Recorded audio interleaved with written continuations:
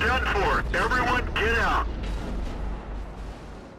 Greetings sailors and welcome to the final part of my Soviet destroyer preview. And today we're looking at the higher tiers. Well, that's kind of apparent, I would have thought. Anyway, so we're going to start off with the tier 8, the Tashkent, and it's a bit of an oddity, this one, in some ways. You actually lose gun range. You get torpedo range, but you lose gun range. And therefore, your ability, without captain skills, to fire invisibly is pretty bad.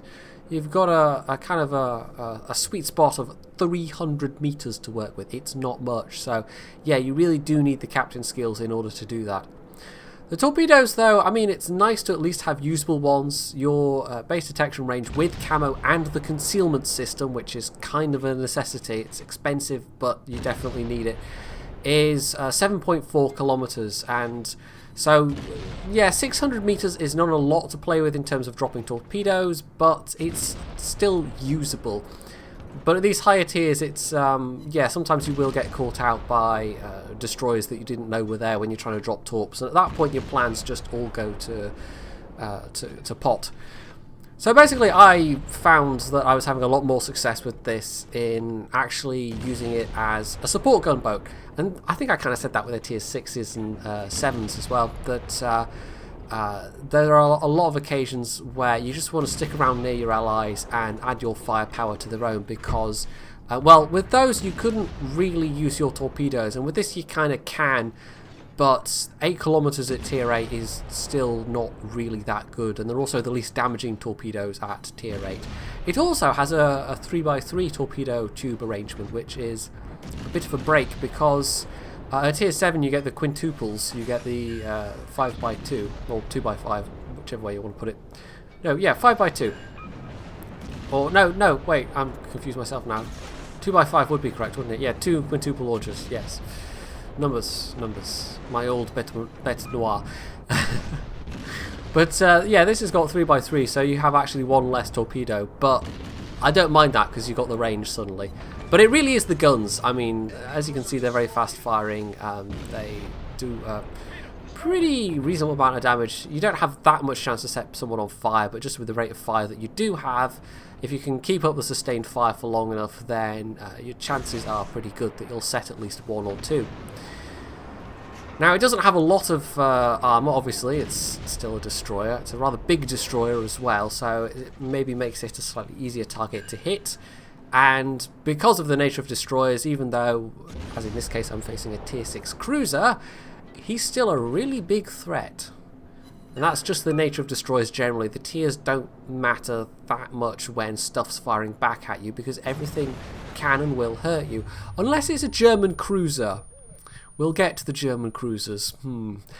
But yeah, so in this case, I am actually now finally taking serious amounts of damage, and it's from a Cleveland. And yeah, the Cleveland's pretty good, but still, I've got 2 tiers on this guy, and it just doesn't matter. And I just decided to turn tail and put my speed to use and actually give myself the best chance of dodging his shells. Because this thing, I mean, it's fast. The tier 7 was fast as well. This is very marginally slower by 0.1 knots. It doesn't really, you know, it makes no appreciable difference. But it doesn't have, I don't think it has the best rudder turn time, but I'm not sure about that. But anyway, it's very good in a straight line, and that's the important thing. Now, I was in this battle trying to use torpedoes a lot more, and I thought, once I got those 8 kilometer torpedoes, I thought, you know, this is going to give me a lot more opportunities now to do damage with things other than guns, because every time you fire the guns, you're going to get spotted pretty much, unless you have the captain skills. I don't know what the captain skills extend that invisible firing range to. I don't know. But the awkward thing with tier 8 is you get the equipment slot to get the concealment system, which is absolutely necessary. But you don't have the equipment slot to increase your gun range. That only appears at tier 9. So there is a pretty big disparity between tier 8 and tier 9 in that regard.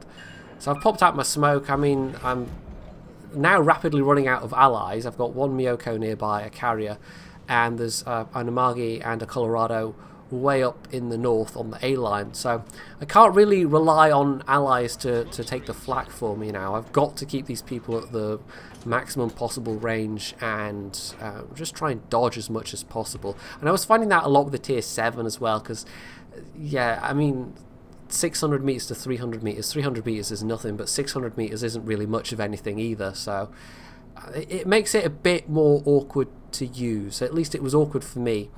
And I would imagine that if I'd had an account where I could, at least on the higher tiers, have captains with more skills, that would have maybe given me a more complete picture of what the higher tiers were like. But it was just the nature of the way Wargaming set it up that unfortunately I didn't get the full flavour of these things. I didn't quite get to see what they were fully capable of, because the captain skills in this game make a really big difference. At least some of them do. So that's a couple of ships shooting at me now. I'm just going to concentrate on running away and re-stealthing, and I do take a little bit of damage, but it's not too bad. The Cleveland isn't now going towards our cap anymore, so that's fine. He may be actually turning away from the allied Amagi, who's coming back to defend, it looks like. And I'm trying to at least stay vaguely close to this Miyoko. Now he's actually killed the other Cleveland that was in the B point, and that just leaves a Cleveland, an Aoba, and, well, there's a bunch of other stuff further east as well, but that's what's in the immediate vicinity. We also still crucially have carrier support, but the carriers are kind of playing with each other at the moment, and as you can see, actually there's some strike aircraft going towards our carrier. And that Aoba is about to pull into range, and I fire thinking maybe I've got a chance, but no, of course the aircraft then light me up, so yeah, even at the extreme edges of your range, if there's any aircraft even vaguely nearby, you have to bear that in mind. You probably will get lit up that way instead. However, the Aoba has a much lower rate of fire than the Cleveland, so this is just a generally less dangerous enemy for me to be tangling with. He's also a lot closer to the Miyoko, but for some reason he's firing at me. I don't know why, but I've got a reasonable chance of dodging these shots. And it's a good thing that I do, because those 8-inch HE shells, especially the Japanese 8-inch HE shells, could do a serious amount of damage.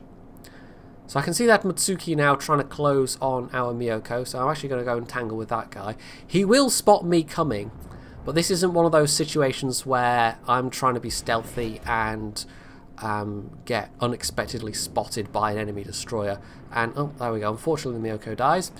This is one of those occasions where I know he's there, and so I'm going in fully prepared, basically. So, if I can hunt down the Matsuki, that is quite a dangerous enemy that is out of the way. And this thing, I mean, it's a decent destroyer hunter as long as you're not in a situation where you're tangling with a destroyer who's got lots and lots of backup.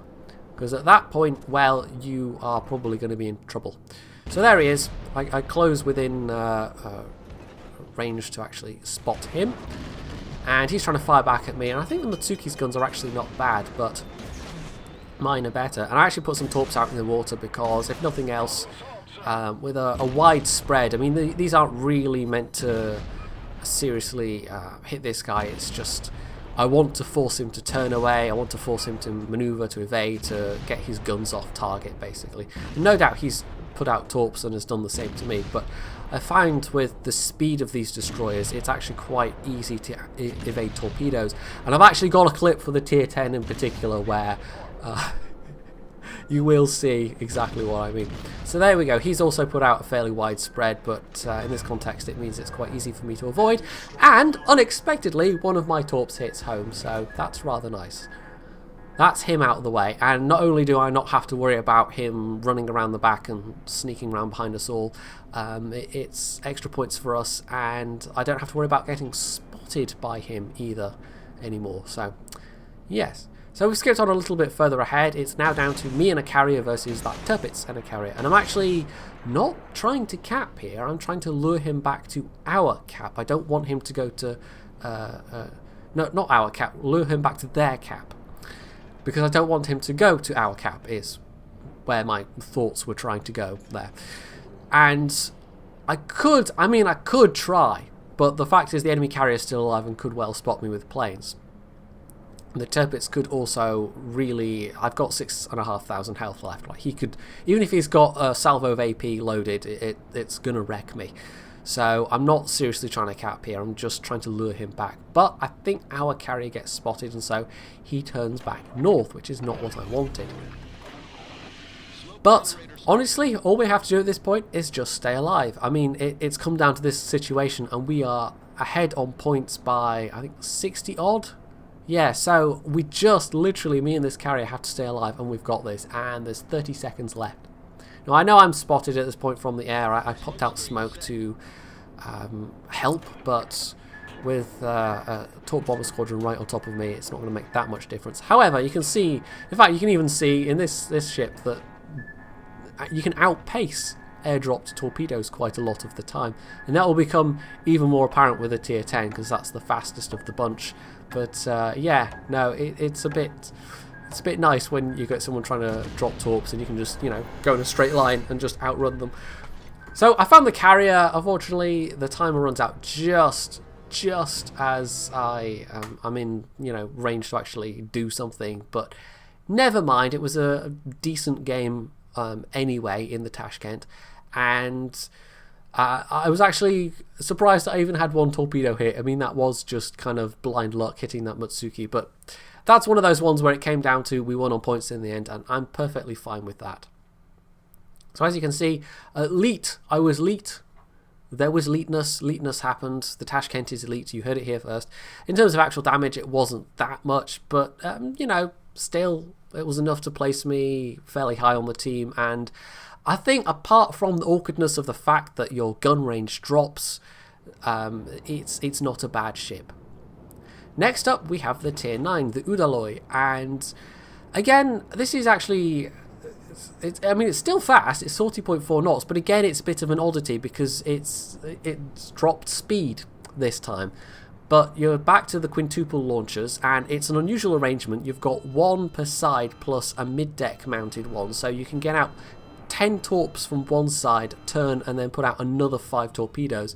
And this is actually the best amount of torps you can put out in any of these ships, because most of the Russian destroyers, Soviet destroyers, well, both really, there's both Russian and Soviet destroyers in this line, they have centerline mounted launchers, so this arrangement is fairly unusual. So between that and the fact that it's got the lowest speed, well, you might be thinking, of the three we're looking at, surely this one's a bit of a duffer. But no, your gun range goes back up, and crucially, as I mentioned, as a tier 9, it has the equipment slot that allows you to increase your gun range.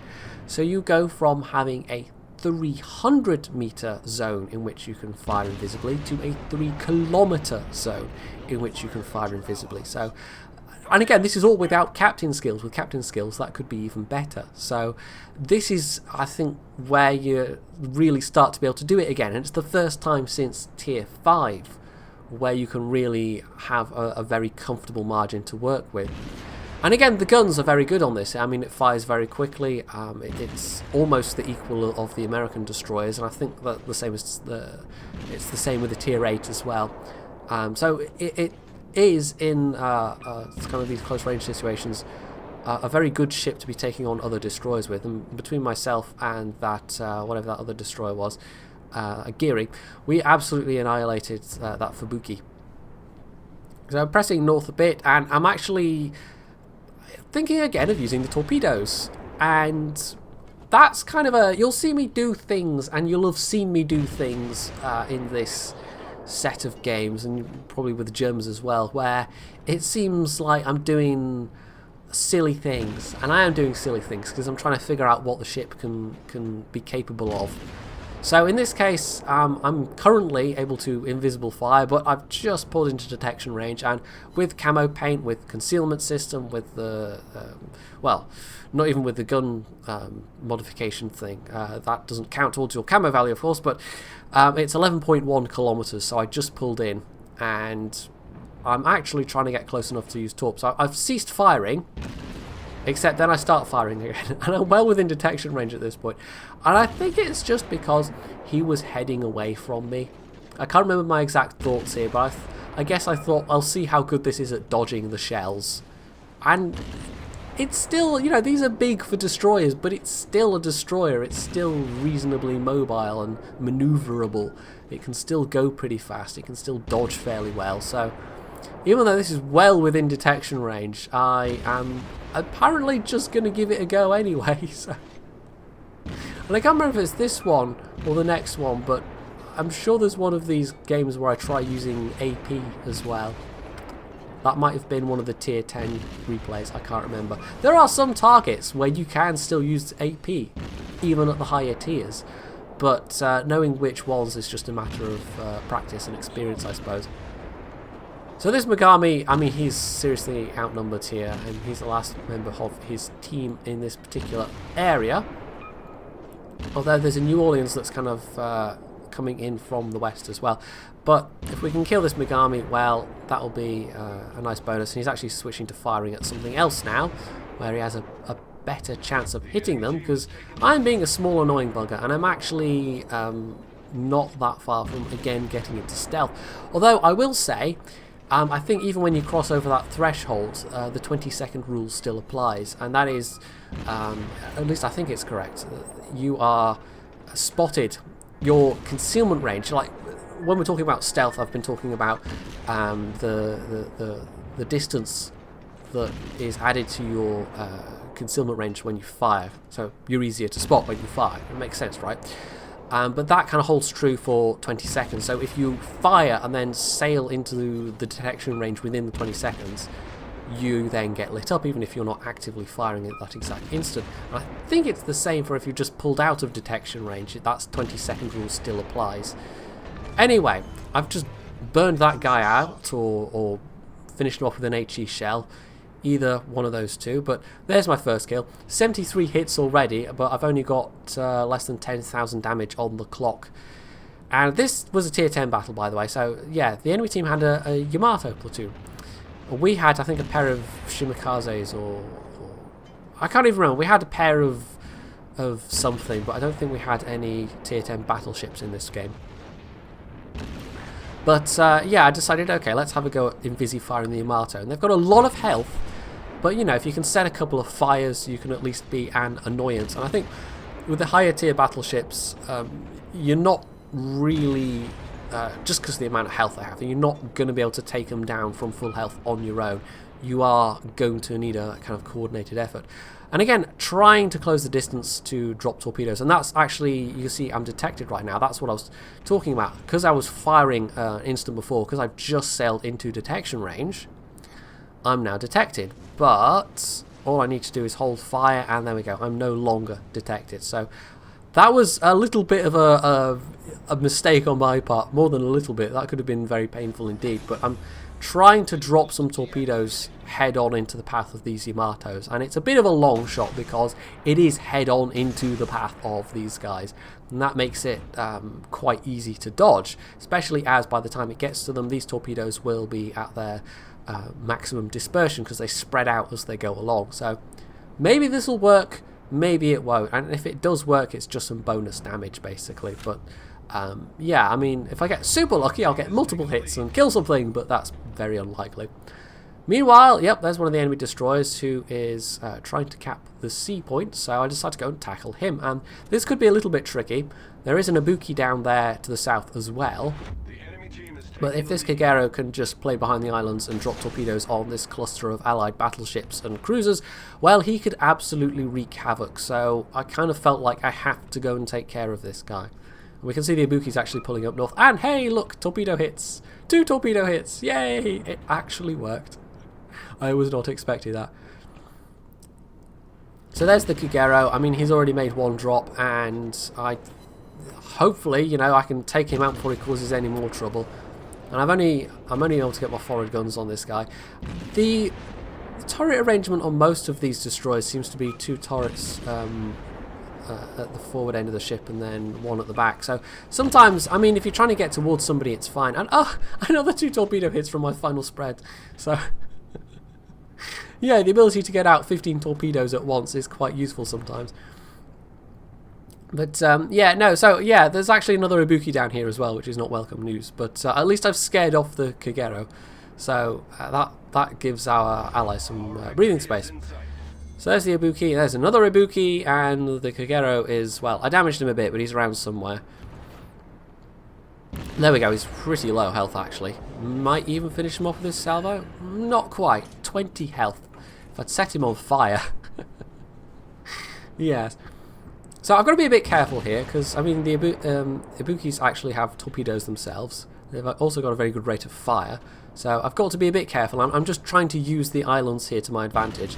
But one of the Ibukis is heading south anyway, and this guy actually looks like he's trying to make a getaway. He doesn't like the numbers, the odds here, because the Izumo and the Mogami are also paying attention to this area. So, yeah, he is wisely making a retreat, and this is the point where having only one rear turret is a bit of a pain. You can't really run away, and you know, if you're trying to keep somebody at range and be continuously heading away from them and using your maneuverability to dodge their shells, you can't really get a lot of return fire out. So that's sometimes a disadvantage, but not a major one. I mean, compared to what this ship can do, it's still pretty good, even though it is the slowest of the high tiers. So the Ibuki looked like one of the Ibukis looked like he was coming up this passage. The other one is still going south. And you know what? This trick worked against the Yamatos, so why not try it again? And I'm actually perilously close to getting spotted here. 7.7.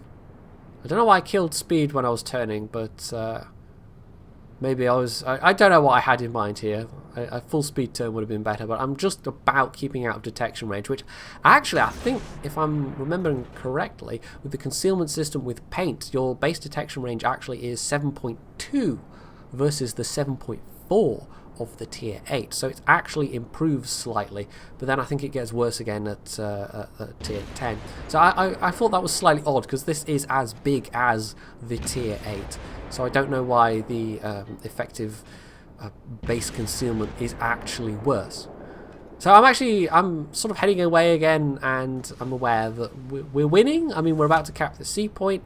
There's not that many enemy ships left, so I don't know, maybe I just couldn't be bothered to get out to the correct distance before I started invisi-firing. Maybe I just wanted some of that sweet hit points, because we're almost at 900, there we go, 900 points on the victory counter, so time's running out if I want to do more damage. I've already done a reasonable amount of damage, and those torpedo hits really helped me out in that regard. But yeah, this last Ibuki, he's probably not going to be a very easy target to hit with torpedoes, and the fact that, I mean, I've got allies that are maybe, I mean, they are firing at him, but they're maybe also going to start heading back in this direction. Like, if I want to get damage out of this guy, I could just stay here and spot him, and my allies can shoot him and kill him, but yeah, that doesn't get me anything, does it? So I don't know. I'm trying to increase my distance at this point. Maybe I felt it was just a little bit too close. Maybe I was at this stage actually trying to get out to invisi-firing distance, but maybe I was doing that and then just got impatient again. Or maybe I just wanted to be heading away from him, or I don't know. But I opened fire again, and you can actually see the rate of fire of this thing in action. Look at this. It's not quite the Atlanta, but it's pretty nice.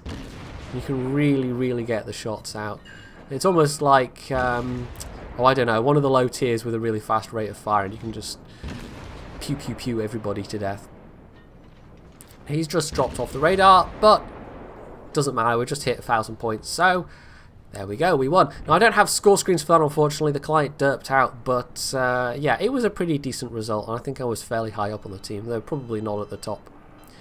So at last we get to tier 10, the Khabarovsk, and we're actually going to start off with a pair of clips and then more of a full replay. So this was a two brothers game, and I was not quite sure what I was thinking. I maybe just seeing if anybody decided to pop along this middle passage early in the game, because sometimes people do. Sometimes enemy destroyers will pop out there and try and launch spreads of torpedoes, and it usually goes badly for them. But yeah, I don't know, so I thought I'd give that a go. Lo and behold, some enemy torp bombers fly overhead and see a stationary destroyer and think, you know what? That looks like a juicy target. But look at this, just casually outrunning each and every single one of these torpedoes. This thing is fast. This thing is seriously fast. It's the fastest ship in the game. Almost 43.5 knots. So from a standing start almost, I was easily able to... I mean, I started accelerating before the torps hit the water, because I knew what was coming. I could see in his mind that, you know, ooh, stationary destroyer. So I thought, okay, you know what? Let's see how fast this thing can go. And as it turns out, pretty fast indeed. So yeah, that's very, very useful if a carrier's trying to torpedo you. You can just literally outrun the torps. Next clip even we've got is me trying to make a sneaky torp drop, and I was using the 10-kilometer torps on the Khabarovsk. There's a 6-kilometer torpedo option, which they do nearly 20,000 damage per torp. So for this kind of this maneuver here, what I'm trying to do, actually, the 6-kilometer torpedoes would have been better. They would have done more damage. But as it was, I'm still going to get to do some damage. Now, I kind of screwed up my approach because I got spotted doing it. And I'm well aware that the Tirpitz also has torpedoes. And I think he killed his speed the moment I popped around the corner. So some of these are going to miss. And yeah, I'm taking a fearful battering here myself. But I do hit him for 40,000 damage. And I've lost half my own health. But this was a stage of the game where we were winning. And again, I really, really wanted to just get some points, basically. So I burned a lot of health doing that, and actually the 6-kilometer torpedoes would have been better than the 10-kilometer torpedoes for doing that. But all the same, it got me a massive chunk of damage. So even at the higher tiers, I mean, well, it's true of any destroyer, but even at the higher tiers, you can still use those ambush tactics. And onto the full replay. So there's a Shimakaze, that's a tier 10 Japanese destroyer. At least I think it's the tier 10. Yes, no, I think the Kagero's the tier 9, isn't it? And I spot him, and this is the rate of fire on this thing. I think I knocked out his engine, but yeah. I mean, he's got torps in the water. Doesn't matter. I'm just absolutely wrecking him. And there we go, first blood. So I don't think I did all the damage to that guy. I think other people were hitting him as well, but still 13k damage in a relatively short space of time. Yeah, this thing's pretty good. And you actually have now 2 turrets fore and 2 turrets aft, so you're not crippled by, or not crippled, but hampered by having kind of asymmetric firepower. Now I know there's a Hatsuharu around here somewhere, and there he is, so let's see if we can't take out another destroyer. This was actually, I think, a fairly late night game, so matchmaking only had 9 of us per team rather than the usual 12, but I don't know, that maybe meant I could be even more effective. Now, he put out torps, I don't know what against. I mean, if they were meant for me, who knows, they were never going to hit, but somebody else actually manages to nail him, midway in fact, and so I can quite safely now go and capture this point. Now there's a bunch of ships to the north, and that actually seems to be most of the enemy ships. I think this was one where we all spawned on the same side of the map, the same north or south side of the map rather than, you know, but still split east and west. So it wasn't the usual cross-split pattern. Now your concealment, your base concealment on this is, it's not particularly good. It is, let's see, 9 kilometers, which sounds pretty bad, but with the concealment system, with the gun range equipment, you actually have, yes, you actually have 3.3 kilometers of invisible firing range to play with, so it goes up slightly over the tier 9. You have, however, gone back to the centerline mounted torps, and it's a pair of quintuple launchers again, so you're actually losing torpedoes compared to the tier 9. The tier 9 is really as good as it gets in terms of the amount you can put out, but these are the 10 kilometer ones I was using, so 10 kilometers is still fairly usable, and with your detection range you have about a kilometer to play with. Although I'm probably sounding awfully tiresome when I say this, with the appropriate captain skills, of course, that will be better. So we've got 2 of the 3 cap points. We're ahead on points already. We've actually killed half of their ships already, and this is a very good opportunity for me to invisifire. Although when you're invisifiring like this, and this is true at all tiers, you have to be not only aware of your range to what you're shooting at, but everything else around you as well. And sometimes you can get caught out by spotting planes that you just haven't seen yet. Now, I get a nice sneaky kill secure there on that Tirpitz, who was pretty low health anyway. There's also a North Carolina and a Zhao, and we've got plenty of allies nearby as well, so this is a good time to go on the offensive. In fact, that Zhao looks basically alone right now. Now, I'm not sure what spotted me or what hit me there. Possibly it was North Carolina. See, now this is actually getting detected from the air, and I can't see anything in the air. So this is, and there we go. It's a spotter plane that I couldn't see, probably from the Tirpitz, and it only just got lit up by the Kagero. So I'm slightly wary of, yeah, the Zhao's got a nasty rate of fire, so I actually decide to err on the side of caution and pop out some smoke. But still, I'm getting detected by something. And it doesn't look like I'm being aerial detected, so I'm not quite sure what was happening there. There's no destroyers or anything, and I was definitely within my... I don't know, it might just have been the 20 seconds. I might have just been at the tail end of that 20 seconds having fired my guns and gone far forward enough to be spotted by the Zhao.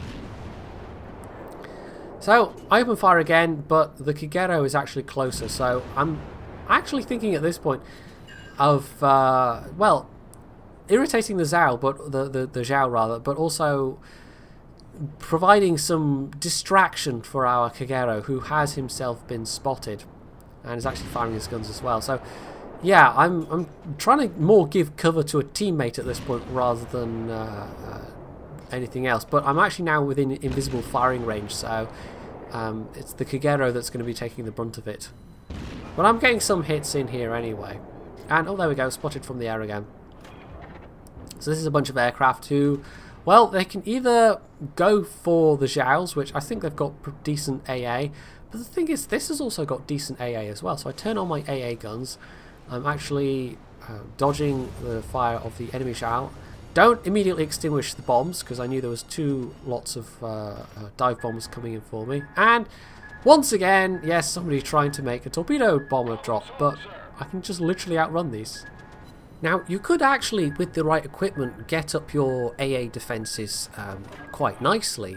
You could both increase the range and the effectiveness, but honestly, I think given what else this ship can do, that would just be a waste of equipment slots. So we're down to the last couple of enemy ships now. I mean, they really didn't provide that much of a challenge, and it was also not that hard to figure out where their midway was, so I'm just going to go and say hello to him. And rather than fire off all my torps, I put out one lot, because he's going to immediately start manoeuvring. He's going to assume I've got torpedoes in the water. And I'm going to start opening up with my guns as well, because I don't want him to get more planes in the air. Now he extinguishes and gets some dive bombers up, and I really do want to set him on fire again. But him having now assumed that, you know, he's manoeuvred to dodge one lot of torps, I've put the second lot of torps in the water, and hopefully these should do the trick. And I really just, I want to nom on some damage from this guy. And I actually do get a torp hit from the first lot, so that was actually pretty decent. So 53 hits, 61 hits, and this is all on this one carrier. Shoot down a plane, 67 hits. I mean, at this range you can't really miss. And come on, one more volley. I mean, my torps might get him, and if they don't, there we go. So 76 hits right there against that one carrier. So that was a nice big chunk of damage. So yeah, if you get an aircraft carrier in this thing, it's pretty damn tasty. And we're actually, again, we're gonna just about win on points. The enemy remaining ship, the Baltimore, is going to get away with his life just. And there we are, 1,000 points. So, yeah, the Tier 10, I think, is, it's a good ship. Whether it's too good is, well, I think time will tell. Because the ability to fire from stealth, I mean, there are plenty of things that can counter that. And actually, I think you could tie that into the generally needed look at carriers. Because I think it's a really strange thing that there aren't any dedicated scouts from carriers, like really fast unarmed aircraft that you could use to spot destroyers, that you could use to scout enemy locations. So I don't know. I think that should be a thing that carriers should be able to do, but I think the whole carrier loadout system is a bit balked to begin with anyway. So, I mean, as a top of the line, yes, it is certainly worth it as it is at the moment. The tiers 8 and 9 are pretty decent as well, although, as I've said, the tier 8 is awkward in some ways, but you'll have captain skills by that point. If you don't have at least the tier 4 captain skill, then you're probably doing something wrong. But yeah, I mean, it's a good line. It's definitely a good line. It might be too good, it might get nerfed in future, but for now, of the two that I'm looking at, I would say this is by far the most fun to play. So if you found this useful, you can leave any comments below, you can hit the like button, you can subscribe to my channel, and as always, stay tuned for more.